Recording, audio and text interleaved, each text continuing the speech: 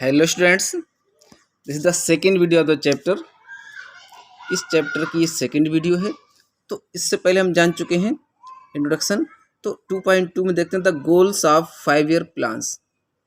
तो 5 year plan का goals क्या है, क्या लक्ष्य था 5 ईयर प्लान बनाने का। तो अब plan should have some clearly specified goals.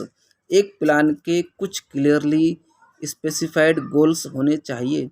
The goals of the 5 year plans are.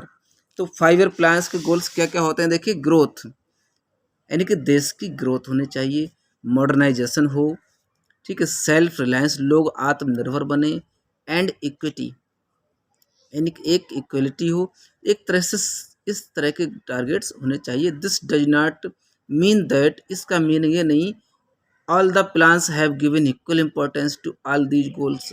तो सभी गोल्स के लिए सभी प्लान्स इक्वल इम्पोर्टेंस देते हों, ये भी नहीं होता है। ड्यू टू लिमिटेड रिसोर्सेज, हमारे देश के लिमिटेड रिसोर्सेज की वजह से, यानी जो भी साधन है, संसाधन है, वो लिमिटेड है।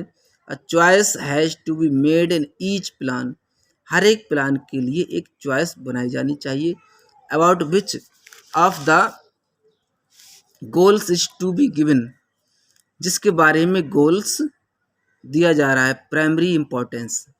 तो किस काम को पहला इम्पोर्टेंस दिया जाए, उसके बारे में हमें चॉइस दी जानी चाहिए।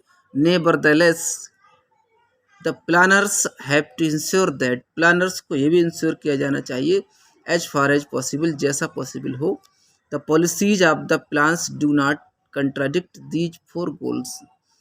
पहले पढ़े गए सभी 4 गोल्स के लिए पॉलिसीज एक कंट्राडिक्ट ना हो, यानी कि सभी की परमिशन या सभी के फेवर में हो।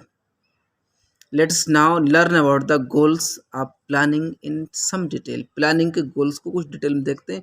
तो पहला क्या है, देखिए, ग्रोथ। ग्रोथ क्या, it refers to increase in the country's capacity to produce the output of goods and services within the country. तो ग्रोथ को कैसे डिफाइन किया गया है कि ये उस इंक्रीज को रेफर करता है जो कंट्रीज की कैपेसिटी यानी प्रोड्यूस करने की कैपेसिटी को, आउटपुट ऑफ गुड्स, गुड्स का जो भी आउटपुट्स है यानी प्रोडक्शन का कितना रिजल्ट निकल के आता है, एंड सर्विसेज और सर्विसेज, गुड्स और सर्विसेज का output with in the country. तो देश के अंदर गुड्स और सर्विसेज की कितनी प्रोडक्शन हो रहा है, उस कैपेसिटी में जो इंक्रीज हो रहा है उसको रेफर करती है growth. It implies either a larger stock of productive capital, ये या तो प्रोडक्टिव कैपिटल की एक बहुत बड़े लार्जर स्टॉक पर अप्लाई होता है, और larger size of supporting services, या बड़ी साइज की सपोर्टिंग सर्विसेज जैसे ट्रांसपोर्ट, बैंकिंग, और on increase in the efficiency of productive capital and services. और प्रोडक्टिव कैपिटल और सर्विसेज में क्या कुछ इंक्रीजमेंट होता है, उस सबको इंडिकेट करता है। A good indicator of economic growth, economic growth का एक अच्छा इंडिकेटर क्या होता है, इन द लैंग्वेज ऑफ, किस भाषा में, लैंग्वेज ऑफ इकोनॉमिक्स, इकोनॉमिक्स की भाषा में अच्छा इंडिकेटर क्या होगा, steady increase in the gross domestic production, GDP. तो जीडीपी में बहुत ही स्ट्रॉन्ग इंक्रीमेंट होना चाहिए। इकोनॉमिक्स की भाषा में ये जानेंगे हम कि ग्रोथ अच्छी तब मानी जा रही है कि जीडीपी बढ़ती है। तो GDP, the GDP is the market value of all the goods and services. तो जीडीपी क्या है, the market value of all the goods and services produced in the country during a year. एक year में पूरे देश में सभी goods और सर्विसेज की वैल्यू जो देश में प्रोड्यूस हो रही है उसको जीडीपी कहा जाता है। You can think of the GDP as a cake and growth is increase in the size of the cake. तो आप मान सकते हैं कि जीडीपी एक केक है और ग्रोथ क्या होगी, जितनी ज़्यादा बड़ी ग्रोथ होगी उतना ही केक बड़ा होगा। If the cake is larger, cake बड़ा है, more people can enjoy it, तो ज़्यादा से ज़्यादा लोग इसका एंजॉय कर सकते हैं। It is necessary to produce more goods and services, तो ज़्यादा से ज़्यादा गुड्स और सर्विसेज प्रोड्यूस करना जरूरी होता है। If the people of India are to enjoy in the words of the first 5 year plan are more rich and varied life, अगर इंडिया के लोग इसको और अच्छा एंजॉय करते हैं तो फर्स्ट 5 ईयर प्लान क्या होगा, देखिए, लोग रिच होंगे और लाइफ उनका वेरिड होगा। The GDP of a country is derived from the different sectors of the economy.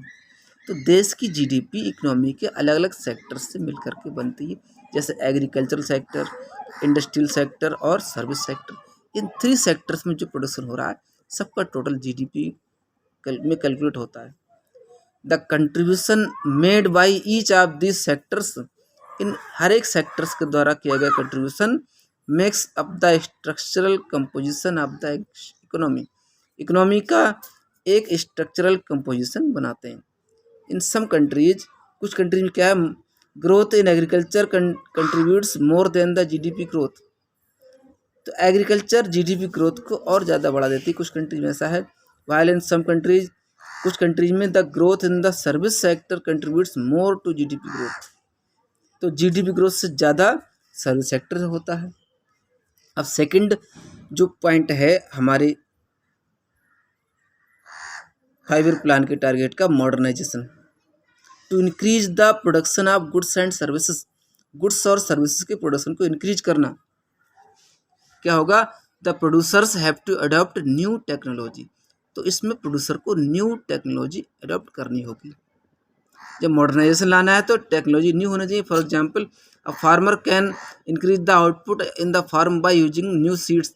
तो फार्मर न्यू वेराइटीज के सीड्स बोता है ओल्ड वंस की जगह। Similarly a factory can increase output by using a new types of machine. तो factory एक नई machine लगा करके नया प्रोडक्ट लॉन्च करती है। Adoption of new technology is called modernisation. तो सिंपली न्यू टेक्नोलॉजी का एडॉप्शन मॉडर्नाइजेशन कहलाता है। However modernisation does not refer only to the use of new technology. जबकि मॉडर्नाइजेशन केवल न्यू टेक्नोलॉजी का यूज नहीं होता, but also to change in social outlook. जबकि एक सोशल आउटलुक का चेंज कहलाता है ये।